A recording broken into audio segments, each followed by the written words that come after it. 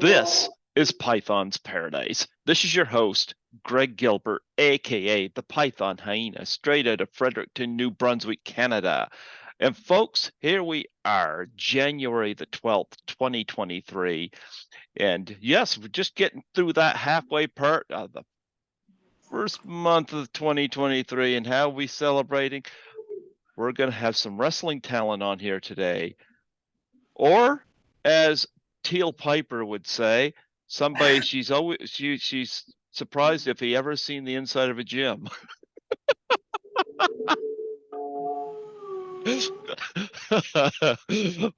Folks, I give you the very funny, the very gifted, and absolutely wonderful to watch, Jerry Swirlz. How do you do, Jerry?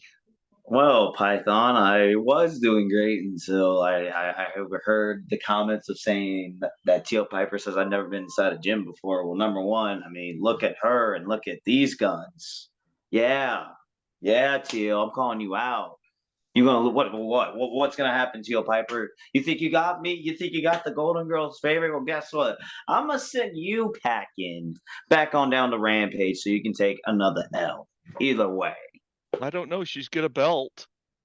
And I told I her got the more number belts. one I got more belts content. than her. What are you talking? I have more championships than she does. So, I told her the number one contender is Geraldine Swirls. oh jeez, yeah, that's the truth. We'll see. We'll see who wears the pants in that match for sure. I'll make sure to prove that. No, for real though. How you been, Python? It's been a while. It's been a while. It's been a while since I've been Oh, on I'm here. still following you. I don't have television here. I just got set up to watch my Blu-ray, so anything I see on the computer here, you know. So I've seen some of your I matches. gotcha. It's just I don't yeah, I don't even get WrestleMania on here, you know. I hear the results or whatever, you know. I just I don't WrestleMania. you know what? I'm very old school when it comes to wrestling, you know. Gotcha. Um, Of course. yeah, I love the 70s and the 80s for wrestling, you know, and um, there's a lot of stuff I don't agree Oh, with, the stuff that Vince has allowed to go, and some of the crap that Hulk Hogan has pulled in the past, keeping people back, and yeah, like I'm sorry, I hate to burst Hulk Hogan's bubble, but I'll always take Ricky the Dragon Steamboat over him. So regardless, you know, Hey, everyone's got an ice cream flavor, brother. There's nothing wrong with that. Nothing yeah, wrong with it. I know yeah. my flavor will always and forever be the ruthless aggression era because that was my era that I grew up in. Like I Mm. grew up watching. Yeah, I'll admit it. I was that guy that watched John Cena. I was that guy that watched Oh, Rey I like Mysterio. John Cena. Oh no, how can you not? I mean, shoot, he's still going strong after all these years. Still wrestling, still going You know on. what got me with John Cena? He did that movie with Amy Schumer, and he Oh, stole every scene he was in. oh my gosh, I know what movie you're talking about. I know my favorite was the scene where they're in the movie theater and they're sitting down. I forgot what it was. I think it was called Trainwreck. Was that what it was called? Trainwreck, yeah, and he Yeah, turns it was around. Trainwreck. In one version, he says Tone Loc, but in the movie theater, he turns around, calls the guy Coco Beware. He says, "Hey, I will F you. Coco Beware, what are you gonna do?" Oh man, that was the funny one. No, that I think I think that scene solidified Cena as like an actor. As crazy that as it sounds, and like the stuff he did later on in the film with Amy Schumer. I mean, like it was. Yeah. Anyway, Oh, what? I don't know if kids watch this or not, so we're gonna keep at ease on that one. Well, it's funny because he was making note of the fact that Coco rarely won. I mean, Coco Beware just had made a Twitter account now, so I mean, he might be going back and like scrolling through, and one day he might just find that video, and he'll be like, "What? My name's still relevant by John Cena?" And the Birdman, and then they put him doing the Birdman dance with Coco Beware in the back, just hopping his head, saying, "Yeah, Yeah, I'm a memes." but I Huh? love a lot of the like to me, Bruno Sammartino was to me the greatest champion there that the 100%. WWE's ever had. Loved Roddy Piper. Um, Yeah. uh, Jake the Snake Roberts, Ricky the Dragon Steamboat, you know. Um, Were I the told, What about huh? the Bushwhackers? Were you a fan of the Bushwhackers? Bushwhackers were fun, but when it comes to that kind of persona, I was always more taken with George the Animal Steel. Oh, you know what? They were in the same line of. Ah, you know Yeah, what? That would have been a cool trio, honestly, back in the day. but yeah, the Bushwhackers were entertaining, you know. Absolutely. But What do you think? I know that at WrestleMania 5 they beat the Rougeau brothers, but I was always thought it was a mismatch because they had the Rockers in a losing effort against the Twin Towers, Big Boss Man and Akeem. But I'm like, why not put the Rockers against the Rougeau brothers? Wouldn't that be a more technically sound tag match? I mean, yeah, well, yeah, Yeah, when you think about it, but you got to think like it was always the bigger guys that had the appeal, and the little guys were always they were the fall guys. So, like, I mean, times changed now. Time has changed certainly a lot more from those days, but like back then, the Giants were the ones that were looked at like they were what you would say like larger than life, no pun intended, larger than life feat characters that you want to reach your hand out and like touch them legit. And like I don't know, it would have been yeah, I would say the Rougeos and the Rockers would have been a better match, honestly. And then you would have had the Twin Towers against the Bushwhackers, which ironically, I mean, Earthquake and Typhoon did get the rest of as the natural disasters got the rest of the Bushwhackers at SummerSlam, and they had yeah. honestly the Giant in their corner for that match. So I mean, hey, it Well, was a different time. It was definitely a different time for sure.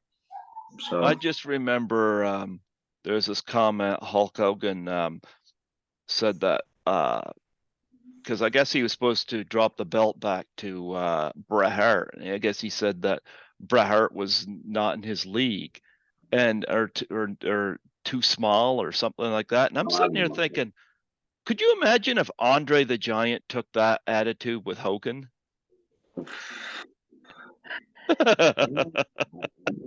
again, it was a different time. I wouldn't have known like right now, well, with the generation I'm in right now. I mean, like I don't mean to sound, I don't want to sound controversial or anything, but like there's a lot of I see a lot of people in the locker rooms, and like I love everyone for who they are and what they are. Like I always respect you. I respect you.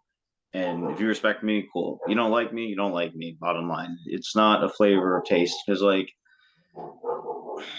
I don't know. It's so different now with how things have changed in the business. Like, there's a lot of different, and we'll get more into it later on. I know you got a bunch of questions you want to ask me, so I kind of want to proceed to that. So, like, we'll probably bring that up in like another discussion if you don't mind. Sure.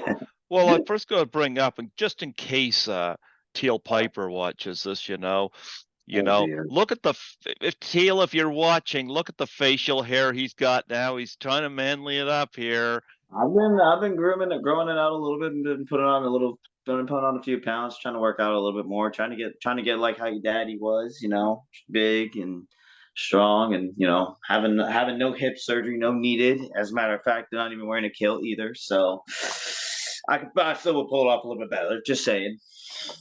Well, I mentioned to her because I remember the last time I had you on that you were in the ring with your laptop on, Yeah. No, and actually, I was doing a seminar for Sabu. Actually, I was uh-huh.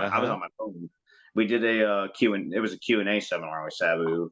We had Ale House prior, afterwards, so it was cool. It was a cool. I remember I was just I figured you were gonna bring that up because I remember like I was so gassed. I was so like tired because I was just rolling around prior before we were doing the Q&A stuff. So it was an interesting seminar for sure, certainly. And I asked a lot of good questions. Like actually, he Sabu said one of his favorite people that I worked was John Cena. He was one of the more easier Mhm. guys to work with, which ironically fits with what we were segueing into.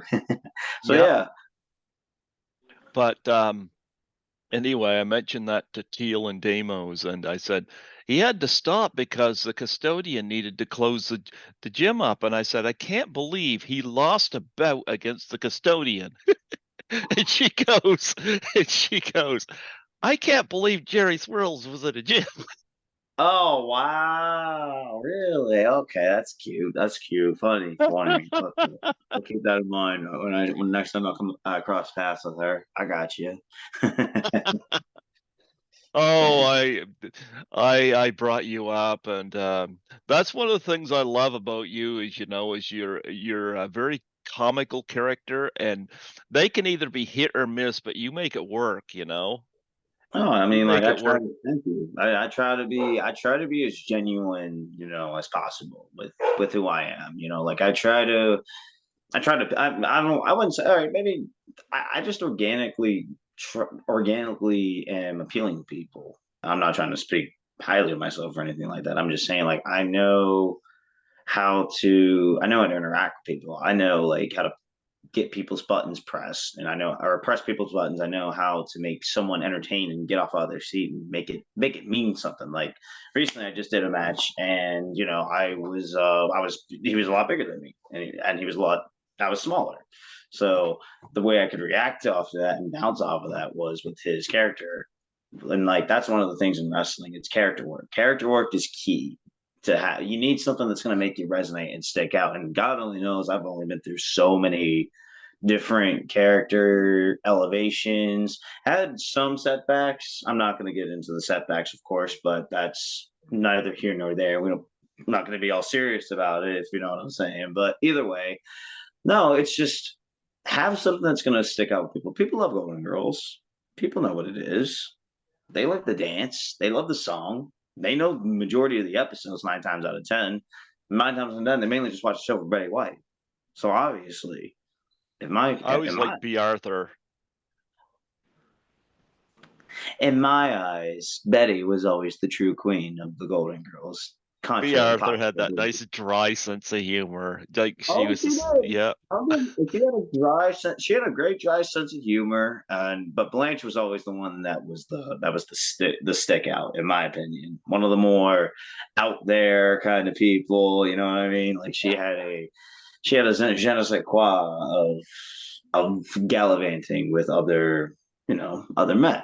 So Hmm. maybe that's why I have a thing. But I had a knack for older women for such a long time. I mean, I still do, of course, but that's we keep the swirls in quiet when it comes to dating world. I remember I sent Teal a cameo one time. I think it was, I don't know what occasion it was. And but no, it was right after I interviewed you, actually. And Really? I said, in the cameo, I said, picture the match. It's it's Jerry Swirls and the four Golden Girls against you and four partners in an elimination Survivor Series match. Oh yeah, I And do remember that. she says, "Well, somebody needs to inform Jerry that his four partners don't exist anymore." Yeah, I do remember. Yeah, I do remember that. I remember that very well. I mean, I'm not gonna. Oh, well, she's one to talk, but that's neither here nor there. I'm just kidding. I'm kidding. I love using you to rib her, she always reacts well. I mean, it is. I Damo's mean, like sitting that match Damo's we sitting had. there in the background trying not to laugh. Oh, of course. I could tell. I could tell. I think I've seen the video. I think she actually sent it. She sent it to me for giggles, and I'm like, really? What? Uh, but yeah. No, I mean, I don't know. I would want to cross paths with Teal again. I never got to wrestle Damos though. Never got that. Never got that luxury. Well, I Uh, remember, and I didn't get to see this, and I tried to find the match online, but apparently you used an umbrella to beat her. Yeah, I thought was funny I too, because she addressed that in the cameo as well. I do remember this. Yeah, I beat her. I did beat her. I did beat her. Now it's on record, so she With an can't. umbrella. What What was that? it? What was there? Was there a leak in the She done ceiling or beat me something? up with an umbrella. Hold on a minute. She beat me up with an umbrella, and then as I'm arguing with the ref, who I would assume got the pinfall for me, literally snuck up with the umbrella and yoinked me in my, Either way, I felt like there's a little. I mean, it wasn't a hard match, of course, but either way, in my defense, I'm not the one that used a weapon. I would never, never. Me? What? On Teal Piper? Come on now. Okay. I'm just saying.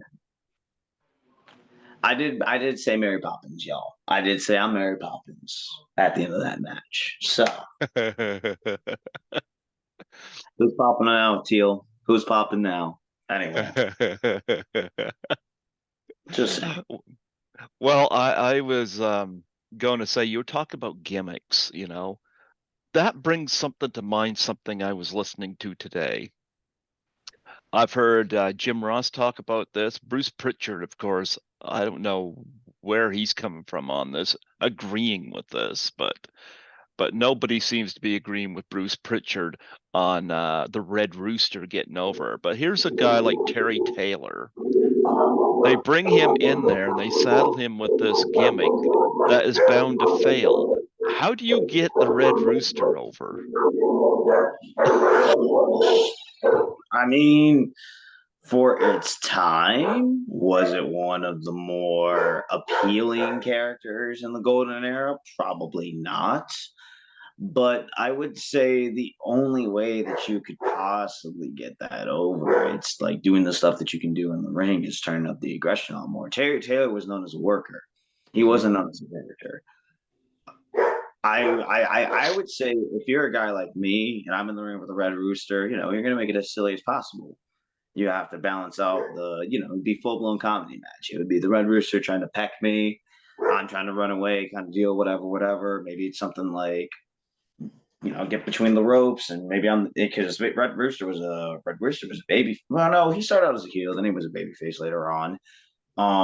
But it's like one of those things where he does the little cock thing, the little chicken dance, whatever, whatever. Then I eventually get out of the corner. Then eventually you turn it up a notch with the wrestling. Where the work in the ring is what really is what makes it up, and the character. If the character's there too, the character sells. That's what really is going to sell.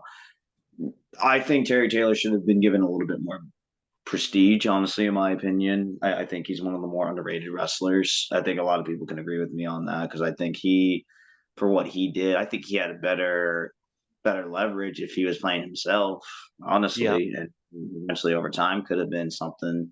But then again, who knows? Who really knows? Like the Red Rooster was the Red Rooster. Bottom line, maybe heck, maybe him and Gobbledygooker could have been a tag team. Maybe someone should have thought of that. I don't know. So what if let's get all the birds in the ring here. You got four corners elimination match with you versus Red Rooster versus Gobbledygooker versus Coco Beware. Does Jerry Dang. Swirlz come out on top? Wow, what do you think? I I say, mean, well, I say Gobbledygooker is gone in a matter of seconds.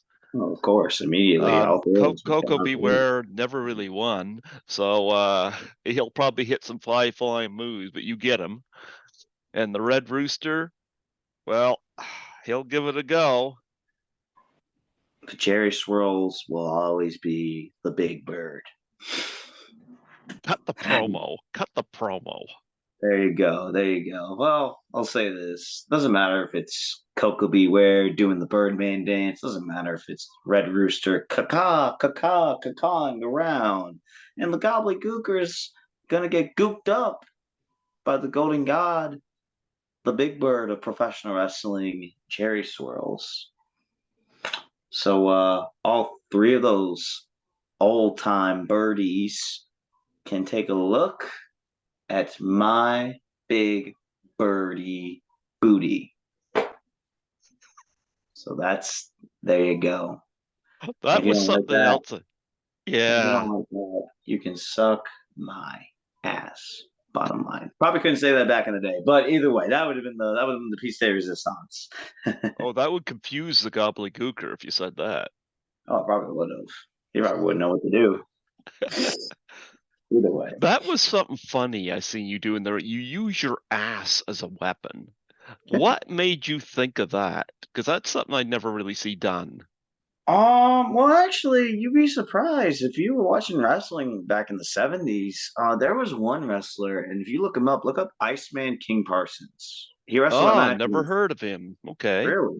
This is someone that I think, and many people will say that I got the idea from Naomi or Colt Cabana. I mean, like, yes, I did eventually see that, but like, I remember watching some old WCCW World Class Championship Wrestling footage with the Von Erichs promotion, and I Mm-hmm. remember I watched a match with I Harley Race versus Iceman King Parsons, and Iceman King Parsons was literally a character. He was a character, but he comes out the We Are Family. He's just doing the soul dancing, jumping and jiving and stuff.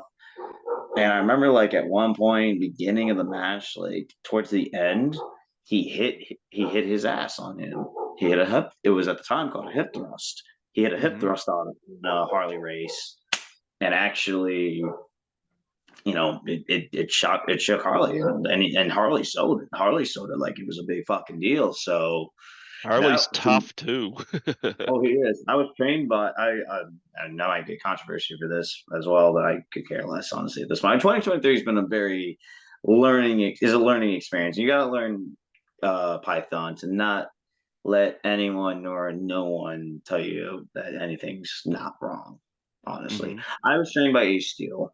I had a training by Ace Steel, who he was trained by Harley, Mm-hmm. and Harley, for what he was, for what he did in the business, he was a big guy. He was a big man. He was a heavyweight. And the one Mm-hmm. thing about him was he always made himself agile for someone else. Like I remember I was doing a drill one time where it was you had to get yourself from out the ring to in the ring from the other guy. You had to jump over him. And like I was just scared to do it. I was just petrified of doing it. So like I kept trying to do it and I kept kind of messing it up a couple times. So then eventually Ace Steel pulled me to the side and was like, listen, if Harley Race, as big as he was, as heavy as he was, he always made sure to be light on his feet and be agile for the other person, no matter what the circumstances was. And that's been one of the sayings in wrestling that's kind of stuck with me for like a long time. Like you don't realize how your limitation is, what your body's limitations are. So like back then I used to weigh 245 and like I'm down to like 185 at this point. I mean I'm actually back up at like a couple 185, 186, not just from working out and just, trying to get bigger, trying to get somewhere. Eventually it's just you don't limit yourself to those things. You can do it. If you say, well, Python wanted to get in the wrestling ring and, say give it a go, like there's no limitations. If he were to say if you became a wrestler, if you let's just say Python became a wrestler, right? Let's say you become a wrestler, but you can't for some reason do this little thing that you can't get over, you keep doing it until you get it right. Bottom line. You don't let anyone or no one tell you otherwise. Like, but and in contrast, of course, if you don't have to do it. If you don't have to do it, of course. But you're never gonna know unless you try it. That's what I say. I'd want to be like James Ellsworth and get beat up by the girls. Oh dear. Oh Lord. James Ellsworth said, "Well, it was a tough job, but somebody had to do it." Yeah, yeah. I did a show with Ellsworth. I remember I was his referee a long time ago. Actually, I was his ref. I remember I got slapped by him. Oh, he's a funny guy. Yeah, he's a nice, interesting fellow, funny fellow. Yeah. Show off that shirt you got on there you were talking Oh, about this before shirt. the Oh, this broadcast. shirt I right love here. yeah, beautiful This is colors. Future Legend clothing apparel. Where Well, you you're, are a future legend. you think so? I think so. Yes. I mean, the wall says itself right here. As a matter of fact, this guy says otherwise too. Oh, You look can at get your that. Yeah. You got your own little plushie. Yes, I do. And you want to talk about '80s wrestling? These things were like I one of the remember, yeah. but alas, they are handheld and a little bit more smaller, but they are geriatrics and lovable. That's the big thing. There you And go. so they were cool. Yeah, no, this was a really cool thing. Actually, I think the really solidifying thing, aside from t-shirts, aside from like wrestling dolls and like any other merchandise I've had, there is a Jerry Swirlz fan out there that have earned them the name of Jerry Swirlz super fan for life. Someone has a tattoo of my logo, the Jerry Swirlz logo, on their arm. I'll Oh have to send you a wow. picture. I'll have to send you a picture of it. I was honestly blown away by that. I was like, wow, that's my face on someone's arm for the rest of their life. I'm just saying that speaks a lot of volumes. Really, really speaks a lot of volumes in what I've done in the business like that. Right there, I say if you yourself get a tattoo of your face on there, I mean that's kind of like that's like one of the more ultimate satisfying quotes. I mean, shit, get on the TV, do a job, do a WWE job, AEW job, or something, but you get a tattoo of your face. I mean, shit, might as well be happy for the rest of your life. I mean, never say never, of course. Yeah. And I've got a bunch of them over there in a bag. I might have showed some off when last time I was on here. Bunch Oh of yeah, the old that. LJN figures. Yep. I was gonna say, I remember you showing me that. I remember showing me the Brodie Piper. I remember showing me Andre. I remember Hogan, I think, was in there too. Yeah, and AEW did one of Cody Rhodes, which They was actually a have, yeah. they have another one. They have a Darby Allen one too, actually. Do they? Yep, they have. LJN? Yes, a Darby Allen LJN figure. I was actually looking at so I scroll through sometimes like, on Instagram and I see like the ringside collectibles figurines and I see that there was a Darby Allen Hasbro figure. I think yeah, Cody and Darby have been the only ones as far as I know. They've been the only ones through AEW. So I don't know. It's cool. It's cool to have like that. That'd be the next step, honestly. An action figure. The dolls are cool, but an action figure for Jerry Strolls. That'd be the next. That'd be the They next need to one. do one. It's funny because Random Treasures on Etsy does a lot of the LGN ones, the pre-posed ones there, the rubber Yes. ones. Mhm. And you could get them either as they are, or you can get them, pay a little more and get them painted, which for me, I'd have to get them painted because, well, Oh yeah, he's got to but go all out on that. I know. they've done a lot of them, but I got a Kurt Hennig, a Mr. Perfect Kurt Hennig one. Really?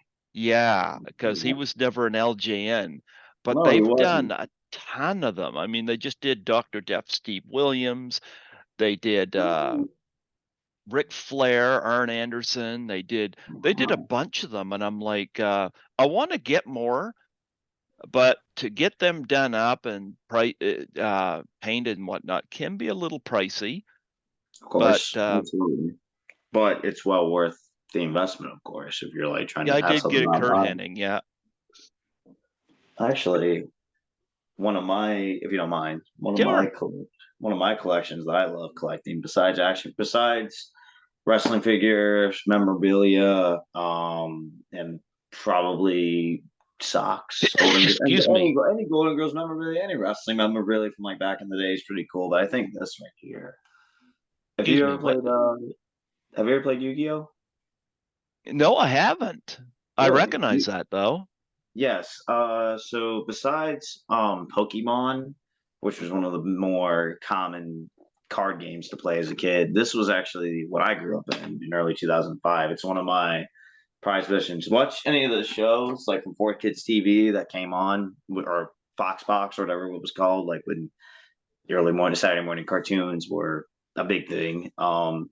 It was Teenage Mutant Ninja Turtles, Sonic the Hedgehog, um, and Yu-Gi-Oh. They were the top three of the three. And like these cards right here are from the actual show that throughout time because I watched the whole Yu-Gi-Oh series. It's an anime. It's about this guy character named Yugi who has a Millennium item called the Millennium Puzzle, and he put it all together. But he also possesses the powers of an ancient pharaoh who has no recollection of his identity throughout the show until later on in season 2 he starts to like have memories of he was a pharaoh but he's in the real world now and he's trying to get back to his temple to his pyramid. So it's a really interesting show if you follow through with it, and of course there's a lot of there's dual monsters that are involved because they the card game actually is based on the ancient Egyptian and in the show, ancient Egyptian monsters that would help protect the pharaoh and also contradict against. Like there were a lot of people that were after that puzzle that Yugi has. So it's cool. It's a cool little show. It's a cool little show. I definitely recommend you watch it if you ever have the time to, if you're into anime or anything like that, especially the old manga stuff too. The manga is really interesting. I've seen So, some of the anime movies, at the theater, and those are always interesting to watch. oh, I've watched Death Note. I've watched watched Dragon Ball. I've watched Did you see Belle? oh my gosh. Now? Good grief.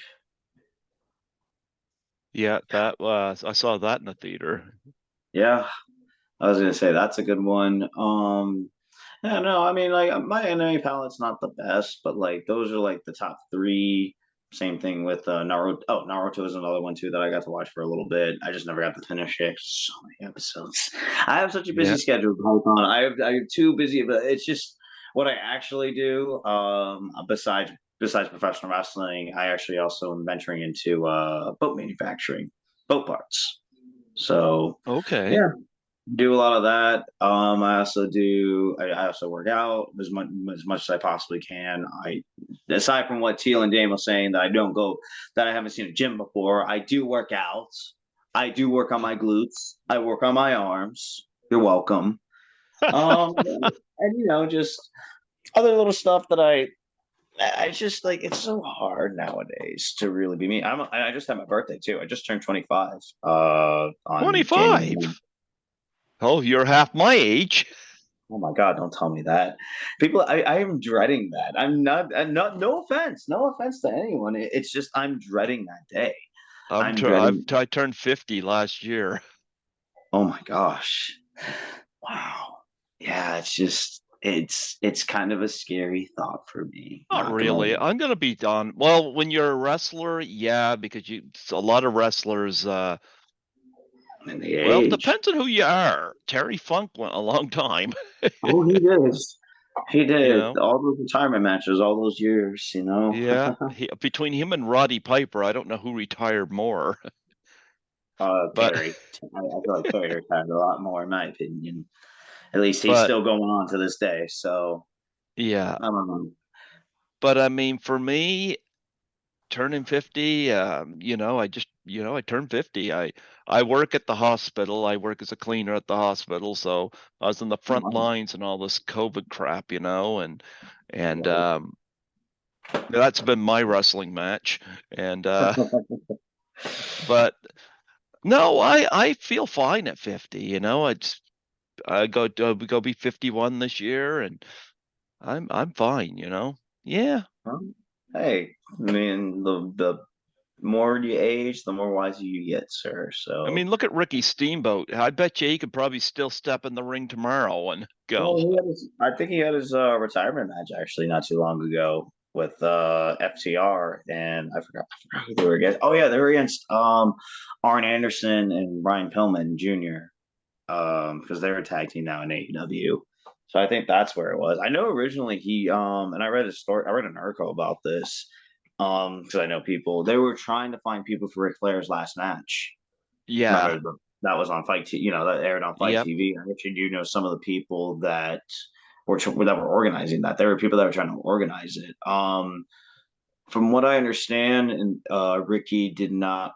Ricky wasn't against the idea. Maybe I don't remember too much, but I do remember like he seen Flair have a pacemaker, and that immediately like shut him off from everything. So I don't know. I know he still can go. He still gives the best arm drags in this business to Oh this day, yeah. Well, as far as I'm he was concerned. approached apparently. Rumor has it he was approached to be in the Royal Rumble this year.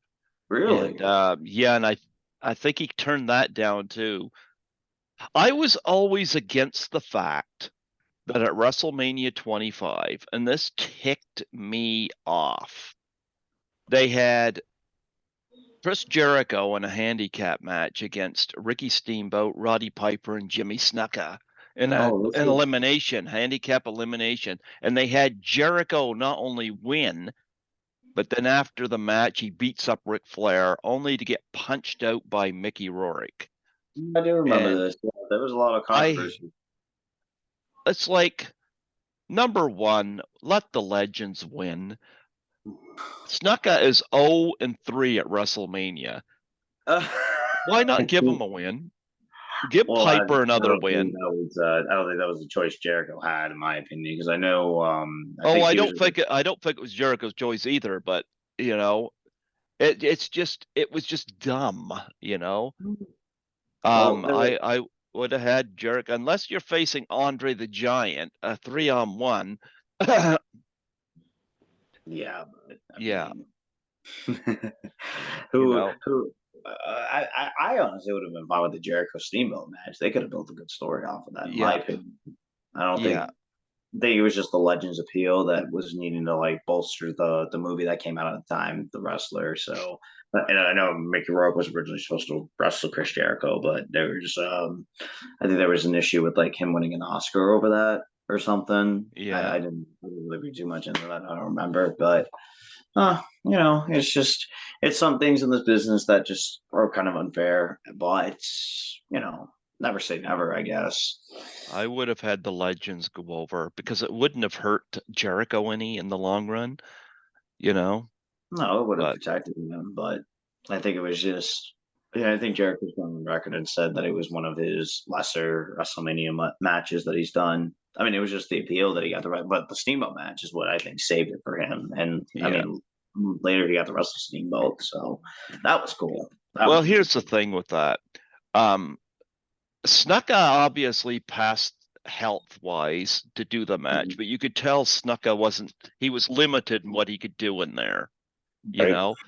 Piper, not anybody really mentions this, but Piper gave it his all. I Yeah, mean, there was he one did the best moment of in what he the could do. match where he went over the top rope and his arm cinched in the ropes, you know. Oh yeah, I forgot about that. Yeah. Piper gave it his all for he wasn't as old as Snuka, but Piper had his A game on.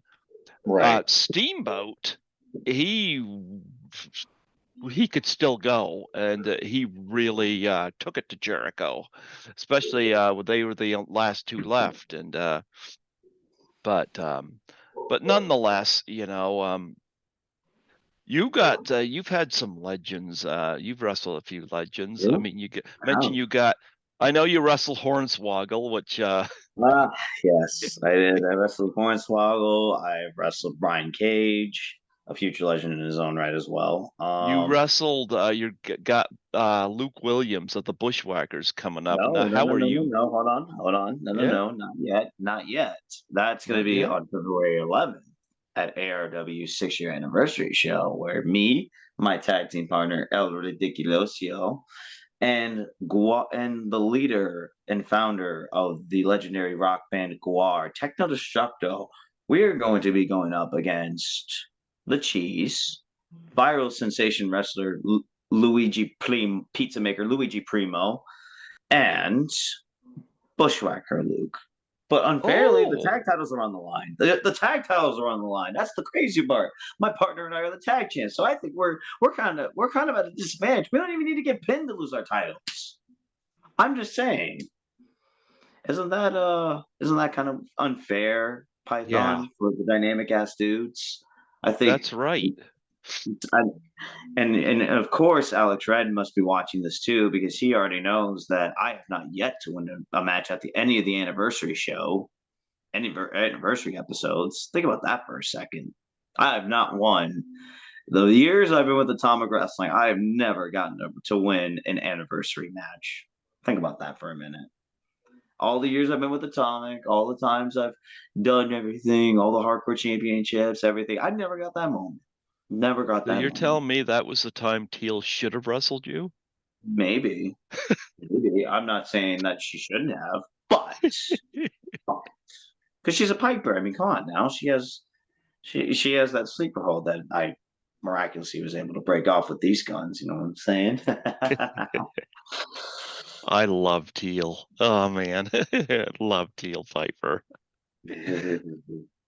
But nonetheless, You've had, I watched this. I didn't get to see the match, obviously, but I saw you do a promo. And this is what I love about you. This is what I love about you. You were set to fight Gangrel, and you Yes. had a pizza, and you were putting all kinds of garlic on the pizza. Oh yes, I remember this. Yeah, me and Pam, we were at a hotel that clearly was. It was our documentary that we were filming for, and I had a match, and I was piping up my match against Gangrel. How fitting that is as we segue from that match to the match I had with Gangrel. Actually, one of my biggest matches that I had was with him. I'll get into another person later on, but Gangrel was a really cool individual to learn from. But I've seen him on shows so many. Actually, he was one of the first people I met when I was about to break into the business. Gangrel was the first one that I immediately saw. I didn't even know he had a school. I always wanted to go check it out. I did. I think I've been there once or twice maybe, but I never really got to like step foot in the ring at his school. So one day I hope that happens. But at least I got to step in the ring with him. It was a nice piece de resistance. He's been there since the beginning of when it all started for me. As a fan, to referee, to commentator, to wrestler, and to actually get to be in the ring with him in kind of a full circle moment. And in that time last year was awesome. It was really, really awesome. So did the Like, garlic save you? no, unfortunately, I didn't. I did. I tried to get one of his fangs out of his teeth, but that backfired, obviously. So no, the one match that I hold near and dear to me, and many people will kind of question me for it. It was my match against Scott Steiner, actually. They Ah, probably Scott Steiner, yes. That's one of my personal favorite matches for the wrong reasons, you would think. One, I got the seventh round of the former world heavyweight champion. I mean, who else gets to say that? Number two, looking at Steiner from back then to looking at him now, at least I was able to say that I was one of the few people that, I mean, God forbid if he ever retires, like tomorrow, that I got to actually step foot in the ring with someone that was a legend, the Steiner brothers. Yep. Big the early days Great of Big tag Papa. team. Yes, that's one of my dream opponents for the longest time, and like I don't know. It's just that felt special to me. That just felt like because I watched his promos he did in WWE. I watched the iconic math promo he did back in TNA. I watched a lot of his stuff. I mean, many people don't really they like him for his promo work, not his wrestling work. But for me to take the Steiner Oh, recliner, to, yeah. to take the Steiner recliner, come on now. Not many people get that luxury. So next thing you know, I might be wrestling another Jerry, who's a king, and Are maybe a you gonna legend. be wrestling Jerry Lawler? Never say never. I don't know. He's I don't still know. out there too. I mean, he had He's some still going medical strong. issues and he's still out there. He had a lot on air live heart attack, and he's still going strong after 10, no, actually 13 years. 13 years later. That to me is kind of crazy. So I mean, who knows? Who knows? It could happen. It could How do happen. you approach? Now, I think that would be great battle of personalities too. How do you approach Jerry Lawler in a match? How would I approach Sherry Lawler in a match? Well, I wouldn't one make him look at my feet and make him try to kiss it, and then I'm using feet as an example for another body object that he could probably understand of my debonair derriere. Well, I would hope to God he doesn't have that crown because I would do everything in my power to get my hands on that crown because I love gold. I love gold, Python. I'd probably get a couple licks in on him, and who knows? Maybe he might just take the rear view at the end of the day if he can, handle all of that package. As long as you don't get hit with that pile driver. Or that punch, or that power of the punch. I've taken a few power drivers in my day. I've taken a If few he power takes drivers. that shoulder strap and moves it down, Oh, then I'm game over, uh-oh. right? Oh, that's not gonna happen. I'm gonna prevent that from happening. I'll be the first person to prevent him from putting his strap down. I think I can do it. I'm gonna make it happen. That's the new goal for 2023. Prevent Jerry Lawler from pulling his straps down in 2023. I'm gonna do it. I have a challenge. I'm gonna make sure that happens. Yeah. Oh yeah. So now you've wrestled Teal. Do you think you're gonna face Damos? Who knows? Who knows? If I do get the Russell Damos, I'm pretty sure he'll try to have to get his hands on me while I'm shaking my tushy right in front of his face. So, Uh-oh. hey, Damus, I hope you're watching this, bud. I really hope you're watching. You're probably lifting all those weights, trying to get all those gains. Well, guess what? The biggest gain is my ass. Now, how does that taste, Damos? Oh, you don't like that? Let me repeat it for you. How are those gains, Damos? Because the biggest gain I got is my ass. Now, how does that taste? You're welcome. So do you ever think that you'll end up in the WWE? Man, that's such a loaded question right now. Honestly, I don't know. I don't know. Maybe in a few years, what happens in the business happens in the business. I mean, there's a lot of other ventures I want to get into, of course, Yeah. like acting. I want to get into acting. Modeling has been one of the things that a lot of people say that I could venture into and stuff. But I would love to be in WWE as much as the next person. I would. I do know that Impact Wrestling is not far from Kissimmee, so never say never. Okay. AEW, it really wouldn't. What I'm trying to do is, I'm not worried. I want to get signed. I do. That's one of the be all end all goals. But like, I want to help make a difference in someone's life more than anything. There you Like go. That's good. that's one of the things that I think is a lost tradition. Like I think people are starting to realize like being on the indies for such a long time, it's not the worst thing in the world. Like I've seen people come and go. I've seen people that have lasted, and a lot of people. And I know there are my haters that are out there that are gonna watch this, that are gonna say this, that, the other about Jerry Swirls. That they're gonna say, "Oh, well, he's just a little guy. He'll never make it. He's just a comedy Oh, wrestler. I He'll think I never." think you'll make it. Yes. I mean, shoot. All I gotta say to that is, if I'm gonna get signed, then look at all the other people that said I wasn't gonna. If that Well, that here's don't the think I thing. will.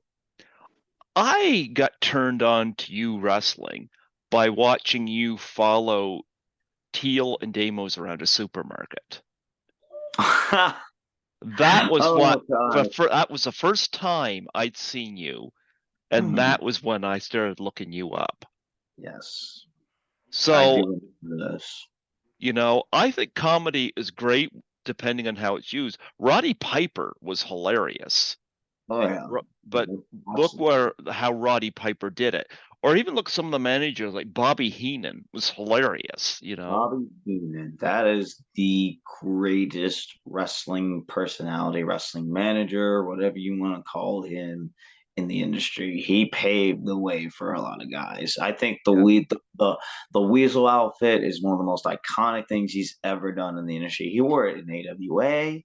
He wore it in the They should have did that for WWE. WrestleMania. Like, had they had time, because I know it was such a short match, WrestleMania 5, I would have loved it if his match with the Red Rooster was a Weasel Sloop match. I think it was shortened for time or something like that, but I feel like I that's wish what would back happen. then they had the two nights thing going, because then they might have been able to span these better. Up a little bit more and put more stuff Yeah. into it. Absolutely, because I remember like the early WrestleMania cards. They had so many matches. Even like some of the later ones, like Yep. Thor 33 to 35. I think 36 is when they started splitting up the nights. Yes, it was. 36 was when they started to split it up in half. And like, but prior to that, there was just so much, and it just like my one pet peeve. My one thing about like long wrestling cards, it's like, what do you know is going to be your draw point, and what's going to be like the okay, just go out there for a few minutes, have a match, whatever, or maybe we can push it for another time, kind of deal. You know what I mean? Like there's ways of working around a long match card. There's ways of working around it. It just depends on like who you put, who you book, how you want it to be booked for the audience to see, and bottom line, it's so another one of those things where what are people going to get tuned into more? One Comedy, of the things acting. that really put me off was, and I remember Randy Savage had a blow up about this. I guess Yeah. WrestleMania 10, you had Razor Ramon versus Scott, or not Scott, Shawn Shawn Michaels in Michaels. that ladder match. And because they would not take heed to the referee trying to take the match home, there Mhm. was a 10-man tag match where 10 guys ended up losing their WrestleMania spot I think I've heard because, about this. and Randy Savage apparently chewed them out. I think it was Bob Holly's book first time mentioned it, chewed Scott Hall and Shawn Michaels out because say what you want to about the 10-man tag match, that still is 10 guys that didn't get the WrestleMania payday because two people went out there and were selfish. Well, yeah, they never got their moment, of course. Yeah. Yep. But So at the same time, if had that match not taken place, do you think we would have had an iconic ladder match that was at WrestleMania 10? In my opinion, I don't think we would have had anything because that to me that set the standard for a lot of modern wrestling today. I mean, Shawn Michaels is in my opinion, one of my favorite, one of the most iconic wrestlers of this generation, or not of this generation, but that generation. I know I you're probably going to always disagree with that and not I like always you. had So a I'm like, oh, I problem with him know. rubbing the Canadian flag on his crotch and spitting on it and stuff like that. That was not called for. You know, No, I I'll take Bret Hart over Shawn Michaels. And I'm trying not to dwell on it, because I know Shawn took a lot of heat for it. But, you know, that stuff he did with the Canadian flag, I don't think that was scripted. I think he did it for heat. And he's lucky he didn't get to leave he's lucky he left the building in one piece because Canadian fans wanted to take him apart. And I got no no, doubt had they get the opportunity, they could have. Because Shawn was not known for winning fights outside the ring. You hear the I'm Marine not getting into story. that. I'm not going to get into all of that. I mean, if you've read it, you've read it. If you haven't read it, I mean, that's up to you if you want to read it. In my opinion. Personally, I'll take Jerry Swirls over Shawn Michaels. Oh, really, Yep. man? You Wow. could super That's kick Shawn Michaels with your ass. uh, I don't think my ass could be able to reach up to Shawn Michaels' chin, but who knows for You sure. could do sweet ass music. Sweet, sweet ass music, huh?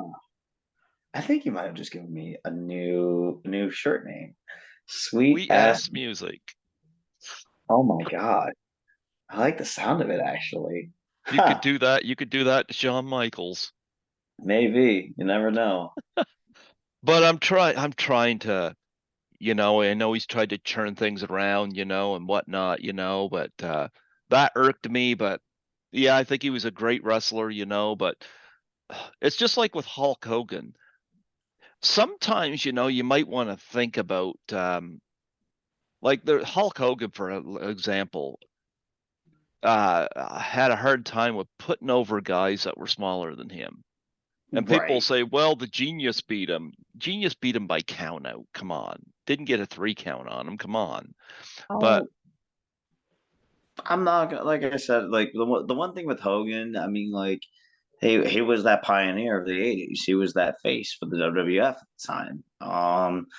Dude, I think that there might have been some stuff that he said or hasn't said that he may have had a string. I mean, look at this WCW contract that he had. I mean, I didn't read it. I read partial. I don't read people's contracts or anything like that. But I was just saying, like I read the transcript of it and what it was. I was like, oof, that is a lot of bucks that he's getting right there for by WCW. But then again, let's just put it like this: if have Hogan not being in wrestling today, would it be where it is right now? I mean, shoot, who knows? Because I do know his best friend, Eric Bischoff, is at that same said anniversary show for Atomic Revolutionary Wrestling's 6 year anniversary. are you going Him to do and sweet ass music on him? no, I don't know. I don't know. I'm all right with Easy. I'm all right with Easy. I mean, Okay. his son. On the other hand, I mean, we got some stuff we got to hash out. I may or may not have one time stepped on his toes while him and Wes Briscoe were tag team champions at that time. But guess what? 6 years later, and me and El Ridiculoso are tag team champions now. That has been a tag team that I've wanted to wrestle, Wes Briscoe and Garrett Bischoff. I mean, who's to say? As a matter of fact, I also hear that Gerald Briscoe's going to be at that same show. So who knows? Who really, really knows at this point? I do know that Eric Bischoff will be making an in-ring return at said show. Think about that for a minute. How often do you get to see Eric Bischoff wrestle in a wrestling ring? Think about that for a minute. You don't get to see that often, do you? So No. who knows what he's doing? Who knows what's going to happen on that night? But I'll just say that there's going to be a lot of eyes on Atomic Wrestling on that day. So you never know. I think you might want to tune in, Python. And to all you viewers out there, you might want to check it out when it airs. For You sure. know, Or if you're in Canada and you might want to make this trip, you never know. You never know. when I was interviewing Damos and Teal, Damos was talking about a match he had with Greg the Hammer Valentine. Because, of Oh, course, Valentine was one of Piper's iconic opponents with the dog collar match at that first yep. Starcade. And I was Teal gonna still has say that dog collar. it still has that dog. Oh, Wow. yeah.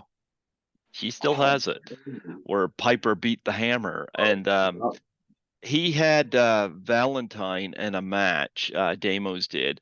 And, of course, Valentine being as old as he was always worried about causing harm to Valentine.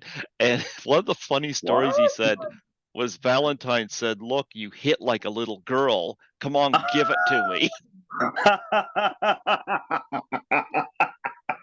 I thought that was funny. Dang, I didn't know about that. That's crazy. Huh. That was funny because That's an interesting story. I wouldn't even know that that was a real thing. Huh.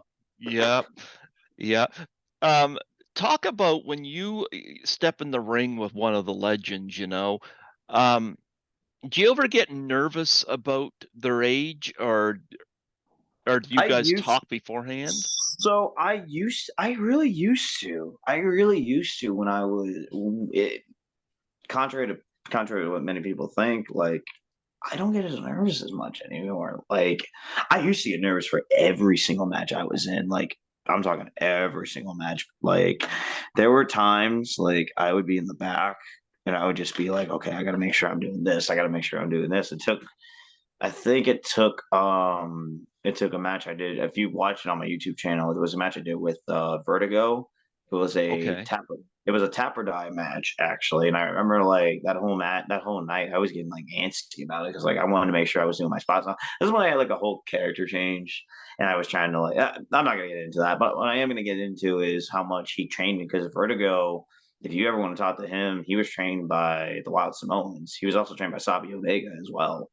Okay. So he's definitely someone that I would say like his work really speaks for itself. He's in a group called La Sangre, who me and Ridiculous originally ran out, of course, but because we beat every tag team. We're the champions of tag for a reason. No, but Vertigo actually helped me out a lot. Like there was a time when I had to really break out of my shell, and I think he was a big part of it and on growing forward. And there's another one too, Jason Dugan, who helped me grow out of my shell. Also, he was the one that actually like trained me into like calming the fuck down, relaxing, understanding what I'm doing, and it's always the little things that make such a big difference in the business. And like that tap or die match really was like it set the bar up. It set the bar. I mean, like it could have been bigger on my part had I not had such a big ego and wanted to take myself a little more serious and stuff because I should have just been myself that whole time. And like it definitely helped. It definitely elevated me, I would say. Part of it, that match helped elevate me, and a lot of other matches over time have helped elevate me and grow into the person that I am today. So I'll There you say that. go. Check it out on YouTube. Check it out on YouTube, please. I Oh, need the you gotta pl subscribers. Honestly, there is one, and just a brief segue for a moment. If Yeah. I can, on this podcast right now, my main goal for 2020, I have a lot of goals for 2023. One of my goals is to get to 100 subscribers this in the next few months and then eventually build to 1,000 subscribers in the next couple months afterwards. So if anybody that's watching this interview, anybody that is listening to Python's Paradise by the one and only man himself, Python, please, guys, subscribe to my YouTube channel. Help get Jerry Swirlz the views. Help Jerry Swirlz get to where he needs to be to this day. So that's what I'll say to that. If y'all want Help to, Jerry Swirlz get to a world championship. Who knows? Help Jerry Swirlz get to WrestleMania and win the main event. One day. That'll be one day. Win the main event. Hey, I have a lot of big goals for us for 2023. You never know. You never know is all I'm gonna say. So, and I know I was talking about some of the other wrestlers I had on here. One was, of course, Larry Zbyszko. You got a show coming up with him, huh?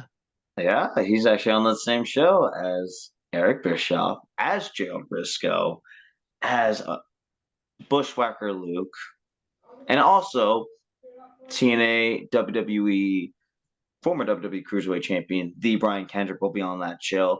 TNA legend himself, Suicide, will be on that show. Which one? I mean, you can figure that out yourself online, of course. And of course, you got your other ARW originals. You got Jason Dugan, the leader and popular one of Brothers in Arms. You got Money Making Shay. You have La Sangre. You have El Ridiculosio and Jerry Swirlz, the dynamic ass dudes. You have Renee Michelle. You have a plethora of ARW originals that are there holding down the fort. And who knows what the future holds for ARW. I know there's some rumblings, some changes that are going to be happening, but it's all going to be for the good. I can assure you of that. So just be prepared for the future, my friends. And is Larry going to wrestle? Is Larry going to wrestle? Is Larry Zbyszko going to wrestle? I don't know. He might be eating a pizza right now, for all we know, enjoying his time. That's all I'm going to say. Well, I know you wrestled Teal Piper. Have you wrestled any other females? Because those intergender matches are fun. I have wrestled, actually, believe it or not. Teal's not the first one I've wrestled. I've actually gotten to wrestle Chrissy Vane, who is Ryan, aka Ryan Partamir's, aka Connor of the Ascensions, WWE from the WWE as NXT's Ascension. Wow, I'm slurring my words today. I just got off work, guys. Give me a break. That's okay. I wrestled her, and believe it or not, this is a good one. It was her and her bodyguard, Roxy Rouge, at the time, against me and Cardboard Pam Anderson for the Atomic Women's Championship.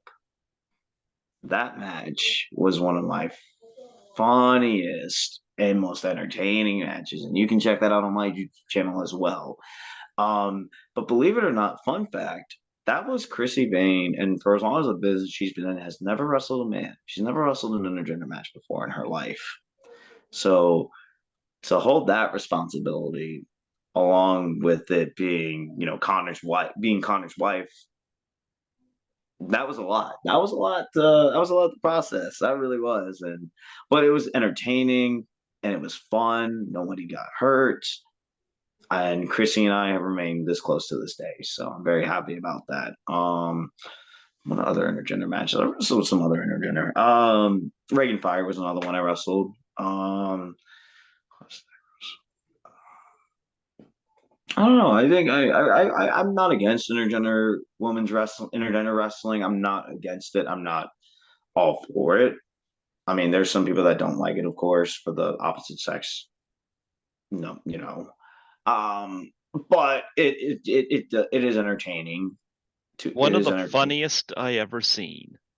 One of the funniest. It was Jim Cornette was out to punish Christy Hemme, and said that she's going to be wrestling a tuxedo match. And she was going to be wrestling a tuxedo match against the big sweaty, oily guy. Oily guy from TNA. I do remember this. Yes. Oh my goodness, And there was one point in the match where I was like, holy cow. She hit a sunset flip on the big fat oily guy. Oh, and yeah. she managed to pull his pants down. He sat down on top of her, and it's like her head and chest were like consumed under his ass. And Uh-oh. she managed to kick out whatever it was, but it was like, Oh my gosh. oh my goodness. But nonetheless, that was one of the funniest ones that I had seen for an intergender match. Um, yeah, a lot of times intergender matches, a lot of it depends on how you book them. I know China could do them.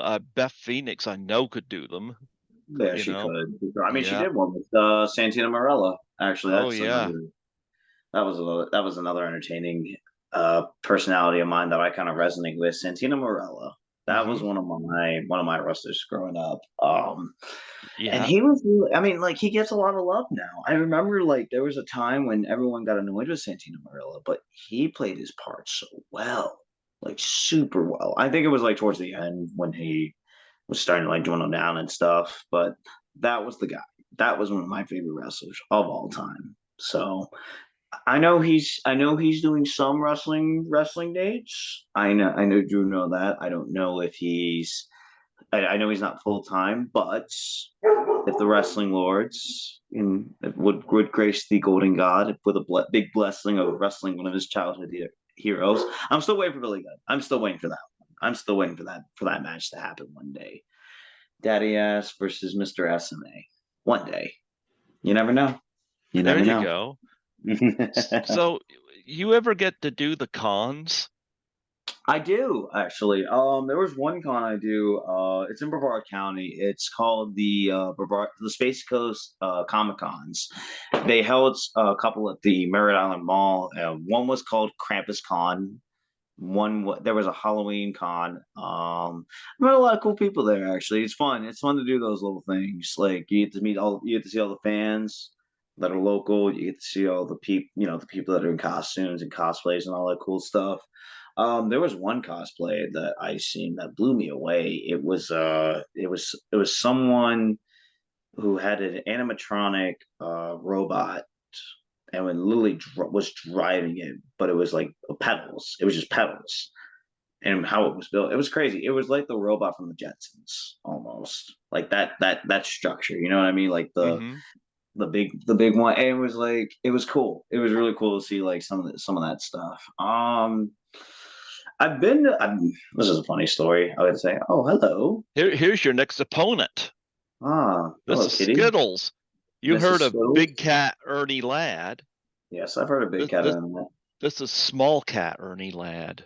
Small cat Arnie had. Yes, he just got done his big sleep, and he says he's going to take out the swirls. Oh yeah, well we'll Yes, see that's how what that he goes with said. that. No, oh, there's a funny story I have actually. MegaCon is one of the biggest conventions at in Florida of all time. I know I remember like the con that I went to, it's been the only con I've been to actually so far. That I was just going as myself as a band.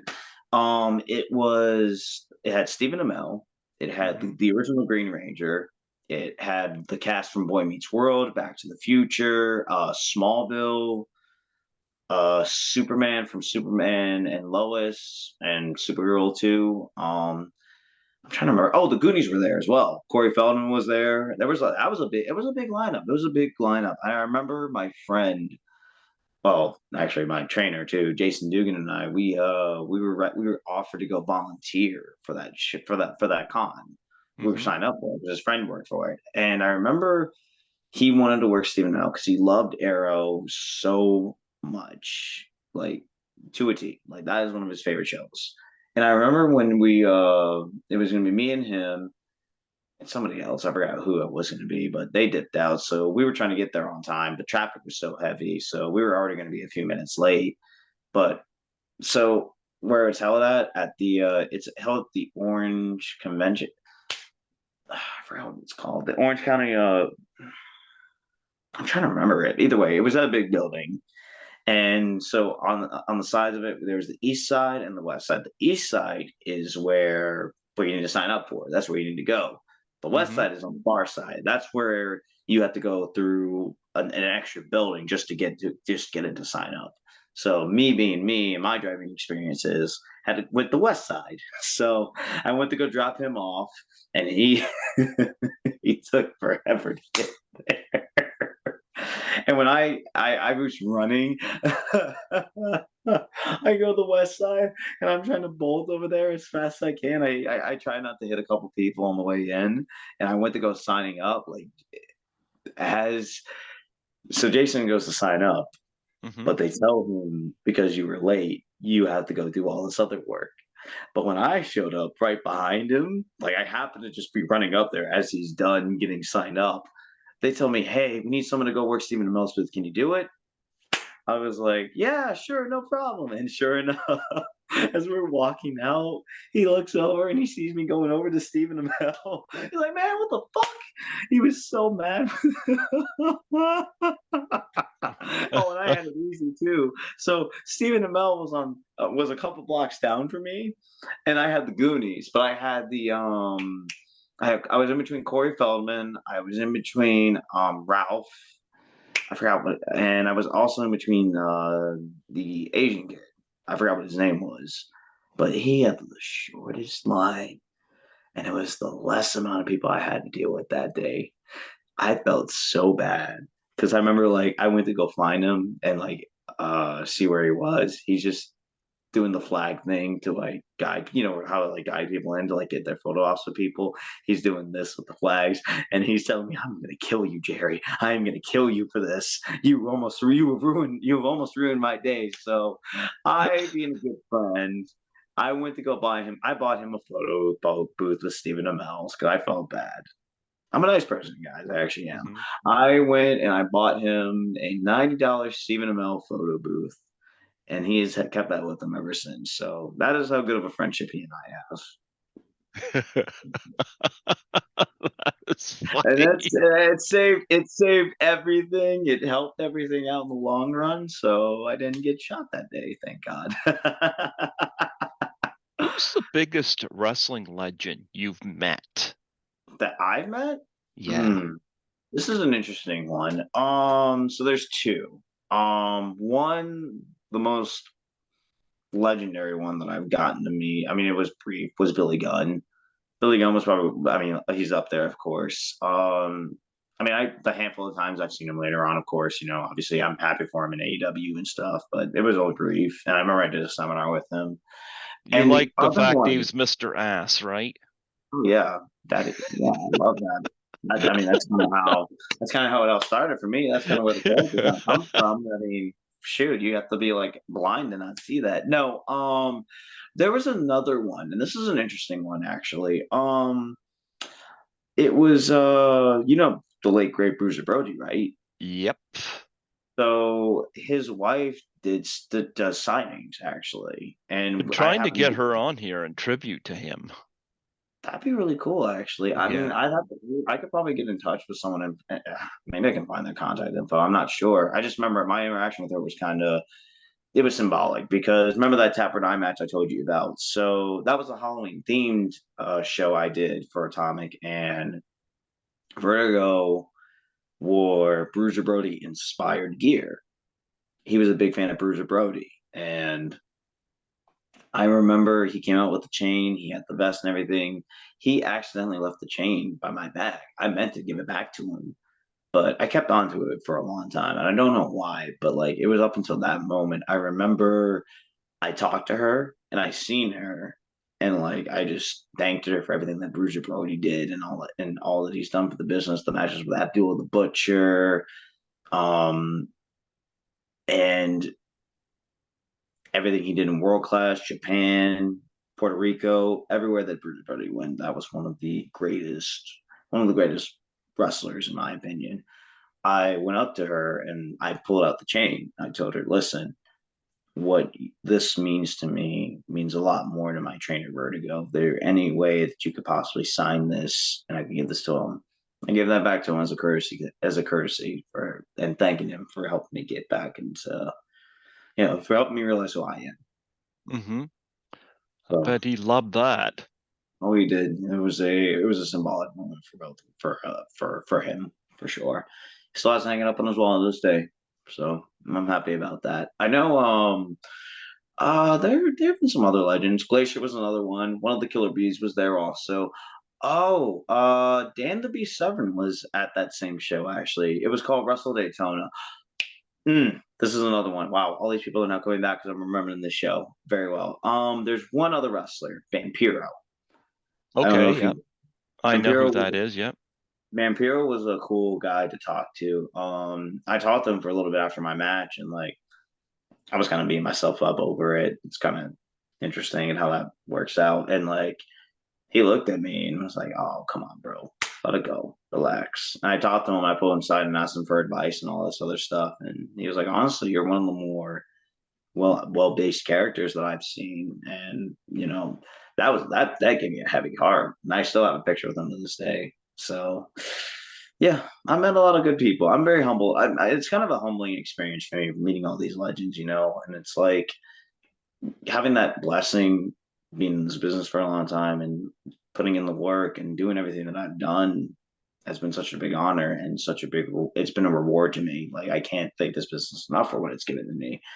Have there been times that I get frustrated? Yeah, absolutely. But doesn't everybody get frustrated?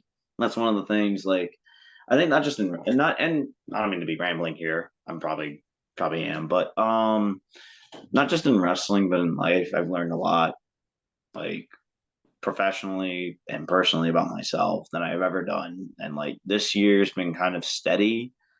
Got off on the wrong foot a little bit, but aside from that, like it's been a very humbling experience for me because I've gotten to grow up because of this business. I've actually gotten to finance a car because of this business.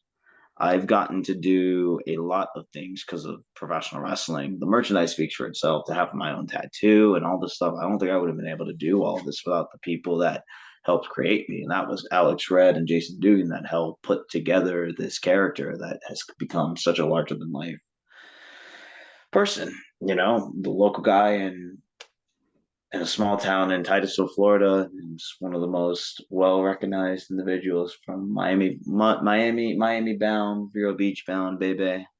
So Did you ever it's meet all Roddy Piper? no, I never No. got that privilege, Did you meet Terry unfortunately. Funk? Not yet.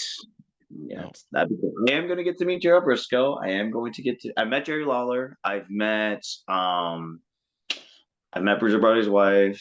I've met Buff Bagwell. I've met Vampiro. I've met Dan Severn. I've met Scott Stein, Rustin Scott Steiner, of course. Seen Gangrel a bunch of times. I mean, the list could really just go on, honestly, of all the people that I've gotten to meet, talk to, pick the brains, and hang around and stuff like that. But like that to me alone is a privilege and a blessing. And not many people, I think a lot of people need to that's one of those things I want to keep. I kind of want to make sure that is established in this business is respect your elders, respect the people that came before you. Yes, there's those handful of people that have or had their history and all that stuff, but that aside from that, at least they're taking the time to talk to you. Not many people in this industry will do that. Like that's a thing that I think kids today need to understand. I can't believe I'm saying that because I'm 25 years old. That's so weird. That's so weird to me. But like, I had to learn to grow up early. I've had to learn to grow up early. I'm still growing up to this day. I mean, I have a lot of responsibilities. Like I still got to make my bed right now and have to make sure my sheets are on and make sure that my room's clean. I have to make sure the laundry gets done. There's 3 dogs that are in the house, and if you haven't heard the barking earlier, there's a lot of growing up that this business will teach you aside from that, and whatever you decide to do with that outside of it, you can apply to. I mean, that's what it's done for me. I mean, it could do the same for you too if you actually like consider and weigh in all the options that are around you, in my Mm-hmm. opinion. Oh yeah. Oh, absolutely. Speaking of dogs, it's funny. It made me think of the Dynamite Kid, who was one of the British Bulldogs, known for ribs. Any ribs that you could think of that happened while you were in wrestling? Not for me. Not for me, actually. I don't really see that often. I don't really see that as much. Yeah, I can't, I really couldn't tell you, but I know some of the stories of the ribs. There's one that actually, I thought there was someone outside. I'm in my little office area, I of think it's course. Gangrel. You better put some onions around your neck or some garlic around your neck. Probably Gangrel's probably one that he wants payback for that fang. Um, no, I don't really see as many ribs often. I mean, I know of some things, but not really anything. Not me. No, no, no, no. You No, want me to tell not you me. one of the funniest ribs I ever heard? And Go this one for I it. still think is funny to this day. Mr. Perfect Kurt Hennig was on a flight and he was seated next to Yokozuna. And during the flight, Hennig offers Yokozuna a chocolate bar, not telling him that it was laced with laxative. Oh no. So he gives Yokozuna this chocolate bar. And sometime during the flight, Yokozuna's got to go to the washroom, but he can't fit in the washroom. So the flight Oh attendants my have to put out a bunch of newspapers for him to take a gosh. dump. Oh, that's great. That's That, hilarious. that was one of the funniest ribs I ever heard. That's fucking great. That was the perfect rib, as Kurt Hennig would say. Oh, absolutely. Anyway, Yeah, you got a web page that you want to promote on here, and yeah, I know you got your YouTube channel. yep, I have the Jerry Swirlz World YouTube channel that is growing strong. We're about 30. I gotta look at the number. Hold on one second. I'm Let me gonna look at the, subscribe if I haven't already. I let's see. gotta subscribe. We right now are at 74 subscribers. So if I It'll can grow. get it will grow. So if we hit that 75, all I would need now is about 25, I would say. Yeah, 25 more subscribers, and that would make it to 100. So if we can get to that at least, I would do something special for the YouTube channel. I would do something special for all my fans if we can make that possible. So this is Jerry Swirlz World Vlog YouTube channel. We have my Facebook, Jerry Swirlz, my Instagram, Jerry underscore It's Swirls called Jerry 98. Swirl's World. Yes. Okay, I'm going to subscribe right now. There, I just did it Oh, now. sweet. We have 75. We have 75 subscribers, guys. We are Yeah. 25 more to go. I also have I think I said my Facebook. I said my Instagram, Jerry underscore hmm Swirls 98. My Twitter, Jerry underscore Swirls 69. This is where it gets a little tricky. I have my TikTok, which I do some of those sometimes. I've been kind of slow on that just because of the real world guys. You got to bear with me on that. I have Jerry underscore Swirls 6998. A little clever on that one. I do have a Snapchat. I don't use it often, only for like personal stuff. So, I mean, I'm not gonna give that out exactly because that's my government name. I also have my pro wrestling tees store, prowrestlingtees.com dash Jerry Swirls. I got my slam buddies here. We just ordered some more. We're gonna get some soon. I Need know an I have action figure. we need an action figure, guys. Come on Yep. now. We need an action figure. We need that action figure to sit right next to him and right next to this guy right here. One of my prized possessions that I've gotten, my giant blue eyes white dragon trading hmm card. Um, I what else do I have? Oh gosh. And of course, you want to subscribe to any of those and get any of that stuff. I'll be here. I'll be here. I also do have some upcoming shows too. We can plug some of those. Obviously, we've been talking about it on the podcast all day, and that's on February 11th. That is going to be Atomic Revolutionary Wrestling's 6-year anniversary. To Extreme and Beyond. It's a stacked card already. I'm gonna just tell you right now, we have the Brian Kendrick, we have Pierre Carloulet, we have Davey Richards, we have the Pope Elijah Burke. Oh, I'm going to talk about him in a little second. I also have Eric Bischoff, Gerald Briscoe, Larry Zabisco, Bushwhacker Luke. It's Legends Night at ARW. I mean, how can you not pass this up? And to segue a little bit into, as I just mentioned his name earlier, the Pope Elijah Burke this Saturday in Jacksonville, Florida. Jerry Swirlz, will be entering. And not only that, I will for sure be going on to win the Love Alive charity Duval Brawl Rumble Royale. There's going to be a lot of bodies. There's going to be some mystery opponents in that battle royal. Who knows who's going to show up? But one thing's for sure is Jerry Rose is going to be walking out with that gold one way or the other. Now, how does my ass taste? Unless Teal Piper goes in there and throws your ass out of over the top rope. Oh,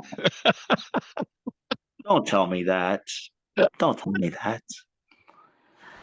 Teal, I dare you to show up. I dare you.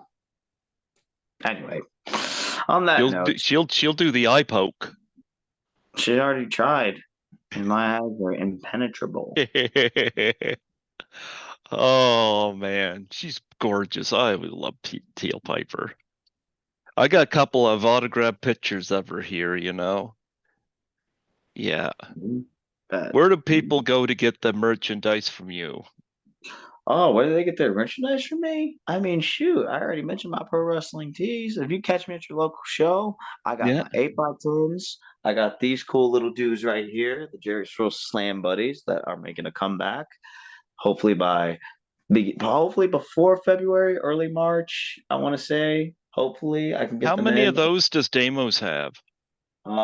Yet he has his own. I do know that, but the real question is which doll is better? I mean, look at these eyes. You want these eyes right here. Look at that. Yeah.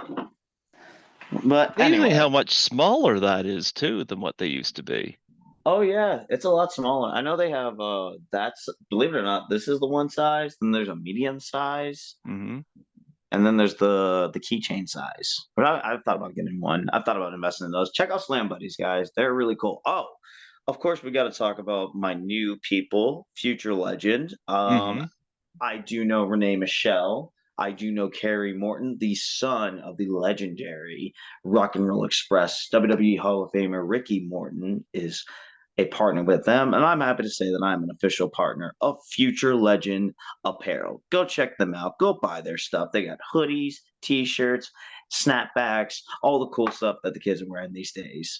And I got a couple shirts myself that I got yet to unwrap as well. So, but anyway, on that note, my friends, You did say you had something else to say about Elijah Burke, though. that's right.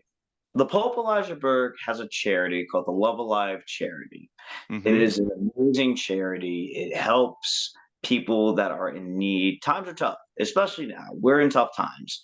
But the Love Alive charity is a charity going around. This is all done by the Pope, by the way. This is all Elijah Burke's charity, all his work that he's doing. He's going around, he's helping the community of Jacksonville. He's helping people that are in dire need of clothes, food, coffee, whatever it is. He is that man right there is giving his bare clothes off his back for these people. A dollar makes a difference. And if you want to donate to that said charity, go type in Love Alive Charity. A dollar makes a difference. That, my friends, we can help the cause. We can help these people out. And you can too can help anyone that is in need of food, clothes, whatever it is. A dollar. Just a dollar is all he's asking for. He's not asking for much. Just a dollar. Just a dollar. Could be a dollar, could be $2, $3, $5, could be whatever. Anything helps. Well, before we let you go, I got to hear one more promo. The situation here, the situation.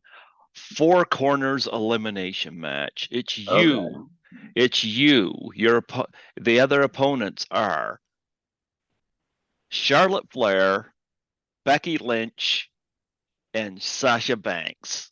And you're the golden girl going into this match, and it has to come down to one. has to come down to one. Everything's Well, stacked against the Golden Girl, Jerry Swirlz. What do you do? What's your promo? Give us your promo. well, I got to be honest. I'm kind of out of their league. I'm way out of their league. I got to be honest, but that doesn't mean anything to me. Leagues are schmeeks, and schmeeks are in my league. Jerry Swirls, doesn't matter who it is. It does not matter. I'm wrestling Charlotte Flair, the daughter of legendary Hall of Famer Ric Flair, 16-time world champion Ric Flair. I'm also in the ring with the last kicker, the man, big time Becky Lynch. And I'm also in the ring with Sasha Banks, or Mercedes Monet, she likes to call herself now. And I'm looking at myself. I'm looking at me. All I'm thinking to myself is, how the hell did this even happen? But that doesn't matter, because the one thing that matters is the gold. Jerry Swirls has the gold in girls in his corner, no matter what happens, no matter what it takes. So, no matter what, as I'm looking at all three of these future Hall of Famers, there's only going to be one golden god, and that's me getting that W. And on that note, thank you, Python's Paradise, for having me. Thank you so much. Please go subscribe to Python's Paradise. Go check him out. Go tell him that you need to go subscribe to Jerry Schroll's World. You need to subscribe to the Python Paradise channel. Go check out this interview. Check out what this man does. Look at all the celebrities he's interviewed. He's worth the listen. He's worth the listen, in my opinion. So, Well, you know what? I just subscribed to you during this interview, so there you go. I'm going to check we're out almost more of your there, stuff. guys. We only need 25 subscribers. We can make this happen. I know we can. We can make this happen. Yeah. Well, I'm a long way from 1,000 myself, but Either way, you you're know ahead of what? me. It's a work in progress. It is. It's a work in progress. But you know what? I'd love to have you back next year, and Who see knows? you Maybe I might have maybe. worked out by that time. You never Well, know. Teal had a belt she showed off. You need to have a belt you're showing off on here. You don't even know the half of it. I'll see you around. I You will. I will see you guys. Thank you so much for having me on Python. I appreciate it. Absolutely. God bless you, Jerry. It's always great, and I love what you do. Keep doing it, and keep being funny, because that was a big thing that caught me with you. That's one thing you got to thank Teal for. Oh She yeah, turned me on to you. if it wasn't for her, I don't think we would be even talking right now. So I She threw guess that grapefruit over her shoulder that conked you in the head. still have minor headaches from that time to time. Thanks, Teal. But needless to say, thank you for being a friend and having me on your show, sir. It's an honor, man. It's an honor. You Thank have you. yourself a good night.